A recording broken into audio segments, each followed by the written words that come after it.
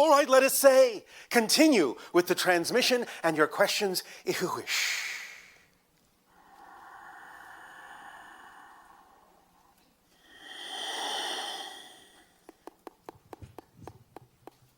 Hello, Bashar.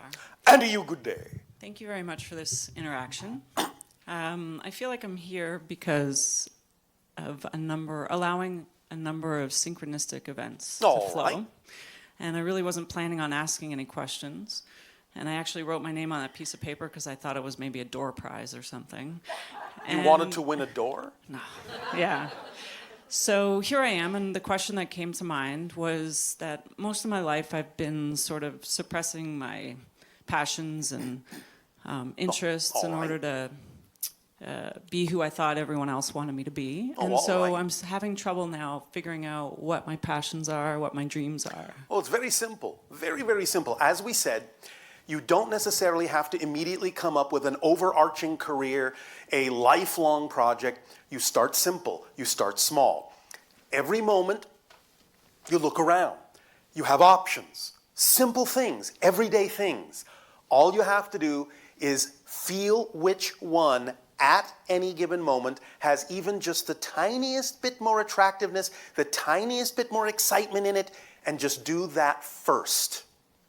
Take it as far as you can till you can take it no further. Then look for the next one that has just a little bit more excitement in it than any other option. Do that next. This is what we mean when we say that synchronicity is the organizing principle. By giving you things that contain more excitement than anything else, synchronicity actually shows you in what order to act on these things. We assume you came here today because this excited you at the moment. Yes? Yes. Then all you have to do when this experience is over is stop and say, all right, what would excite me the most next? Take a walk, read a book, eat with a friend, make a phone call, see a movie, whatever it is, out of all the options available to you, pick the one that seems most exciting and act on it to the best of your ability with no insistence that it has to come to pass, and see what happens, and just keep doing that. It will eventually start building into bigger and bigger and bigger opportunities to allow you to exercise more action on more of your excitement, and then perhaps if it is relevant for you to have some sort of larger scale project or career or something that is representative of your excitement that way, and that doesn't mean there only has to be one expression. There can still be multiple expressions of an overall umbrella of excitement, but it will evolve into something larger. But it doesn't matter if it does, because if you just keep acting on what excites you the most, no matter what it is, you will always be acting on your excitement, and you will live a life full of excitement. You understand? I understand. It's that simple. Keep it that simple, and the ball will start rolling. That's all it takes. I understand. I guess I see a lot of people being very passionate about different things, about their careers. So what? You can use them as inspiration, but it's got to be done your way. Right. And you won't feel that until you start acting on it. Remember? Okay. You have to be the vibration first. Yes? Okay, copy. So, when you are allowing yourself to say, all right, it sounds exciting that I could just start acting on my excitement, you'll be in the proper vibration. And the things that need to happen will unfold in front of you. Your life will unfold as it needs to. You don't have to judge yourself or gauge yourself by anyone else's experience. In fact, you actually have no business doing so, because you're not them and they're not you. Right. You can use people as inspiration, or certainly you can use people as object lessons, but the idea is you still have to decide to do it the way that works for you. Doesn't matter how anyone else decides it works for them. You're unique. You have to do it in your unique way. That's what it's all about. Okay. Being yourself as fully as you can. Thank you very much. Is this helping? Yes. Is that it? Yes. Thank you. Thank you.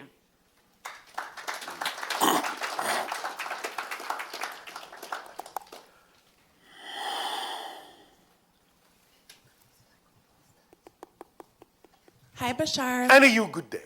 My name's, well, they named me Tasha anyway in this lifetime. I have several things I wanted to share with you. Yes, yes. I've been a therapist for most of my adult life. Oh, all right. And about 5 years ago, during a session with a client, I had an overwhelming, beaming, loving, surging energy surge through every cell of my being, lit up. How exciting. Yes. And then I got an instant download that I'm a family relative that has passed away and I'm here to love and support him.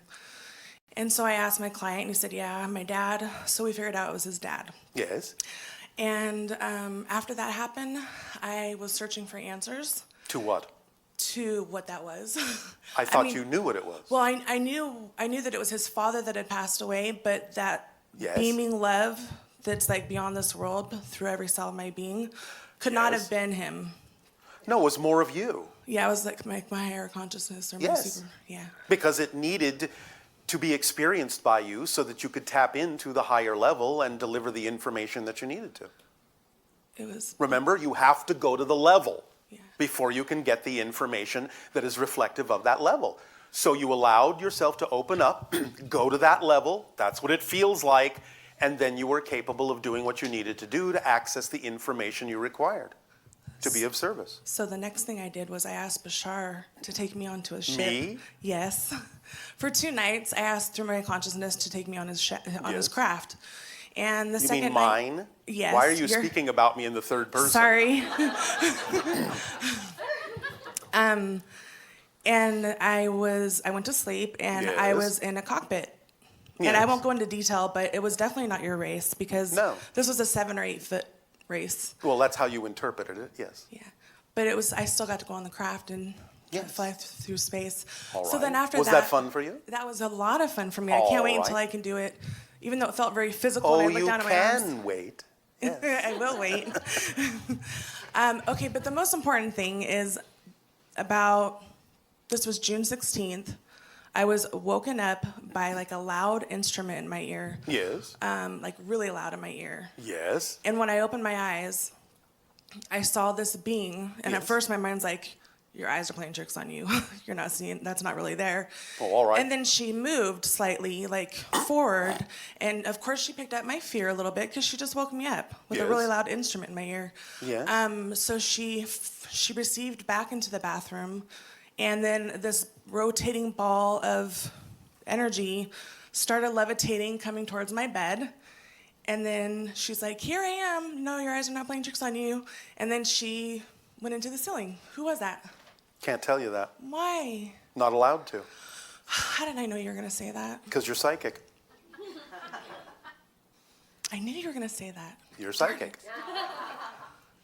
Okay. Well, I love Why do you think that might be? Because it's my journey to tap into that In this energy. case, yes, you're still in mid-process with that being. So we can't reveal too much. We can't, as you say, spill your beans. Okay. Oh. Not yet. Yael? Can't tell you that yet. Paya? You are in mid-process. Okay.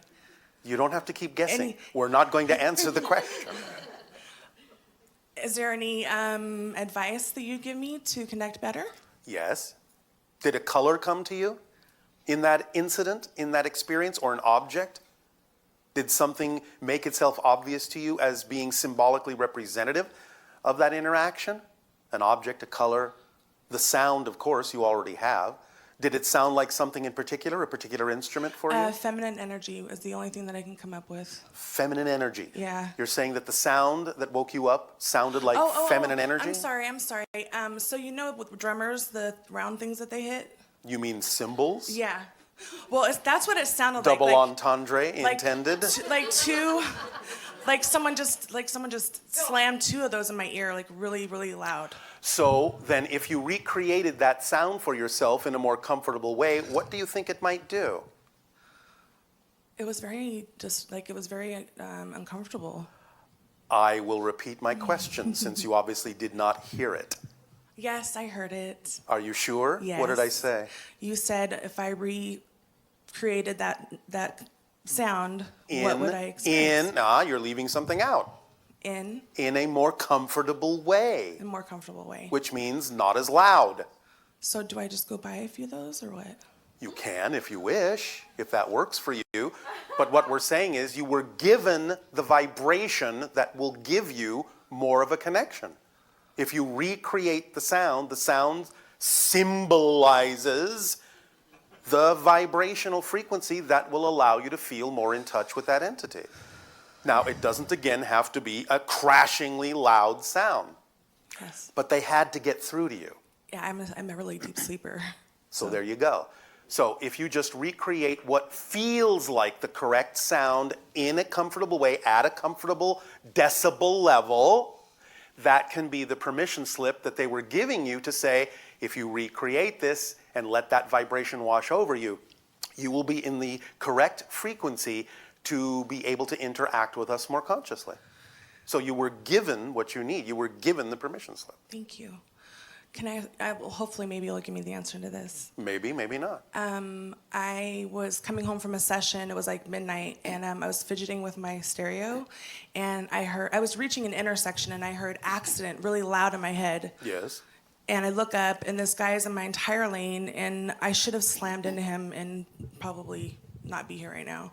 But if All it weren't right. for him saying accident, really, I say him, but I don't know who it was. Your guides. Anyone specific? Don't I have several of them? Oh, all right. It was Todd. Does that help you? Oh, no, wait. Maybe it was Matthew. Oh, no, wait. Maybe it was John. Fred. John? Oh, maybe it was John. Do you really need to know? Since you received No. the information in the way that you needed it, do you really need to know anything else? Yes, I want to know why they intervened. Because you would be dead.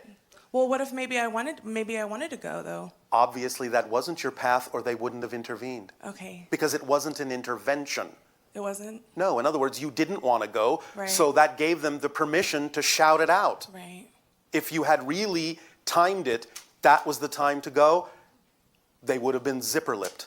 Yeah, I cannot believe. I mean, I should have slammed into this guy, and our tires maybe touched. It was just crazy. But all those things, again, in some senses, are worked out for timing.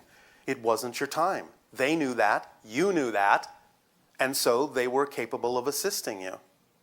Even if you had died, they would have told you it's not your time and sent you back. Oh, that would have sucked. No, it wouldn't, because it's not your time. Well, I probably would have been pretty Are beat you up, though. saying that you do not enjoy being where you are? I'm like in the clouds most of the time. Well, then you need to put your feet on the ground so that you can understand what you need from being in the clouds as well. It's a balancing act. I know, that's what Treb tells me too, but Well, there you go. all right, thank you. Does this help you? Yes. Are the you symbols, sure? yes. What are you so impatient about? Where are you in a hurry to be, other than where you are, which is the most important place you can possibly be, here and now? Where are you in a hurry to get to? Out of here. Why? You 'Cause it's chose to be boring. where you are. Why are you in such a hurry to leave? Because I'm bored. Bored? Yeah.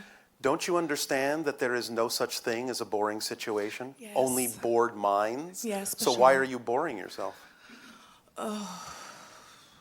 Because I have an old dog that I'm kind of like waiting for him to pass. So what? Before I can like go out and get wild and live my life. Like he's at home right now. I have a camera on him, like because he's crying, waiting for mommy to get home. That's what you're using as an excuse? It's not an excuse. I take him to the park every day, but That's yeah. not what I'm saying. Excuse I'm for what? talking about the idea of the energy state you are choosing to be in. Do you think that's what your dog wants you to feel? No. Well, then why do you feel that way? Why?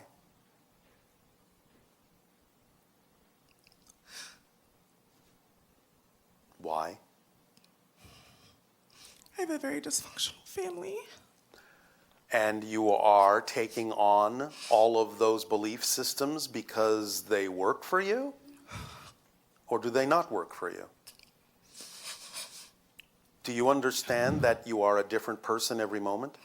Yeah. Well, if you really understand that, then the person that you choose to define yourself to be, or could choose to define yourself to be, doesn't have a dysfunctional family and never did. Oh. You are changing your history if you change yourself. You may still see them, but that doesn't mean that they have any effect on you, because you're the one that decides who you are. I don't see them because they're so dysfunctional I can't be around them. But yet you are still around them. Energetically, yeah. Well, there's no difference. You're accepting their energy as real for you. You're It's accepting their heartbreaking. ideas as real for you. They don't have to be.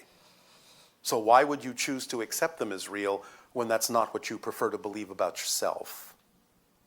Why? I don't know. Yes, you do. Because it's the lesson I set out for myself. I don't know. But the lesson is to let go of the things that don't work for you, I just don't understand how family can treat somebody like that, you know? because they propel you in the direction you need to go by being exactly representative of the direction you don't prefer to go in. They gave you a springboard to push off from, not stick to. So don't stick to it. Spring off from it. Say, this is not what I prefer. They're giving you an opportunity to see more clearly what you do prefer by contrast, by comparison. So push away and be who you wish to be, who you prefer to be, who you actually are. Even though they may not act like it in their physical personalities, in their hearts, in their souls, in their spirits, that's actually what they would prefer that you do, is be yourself.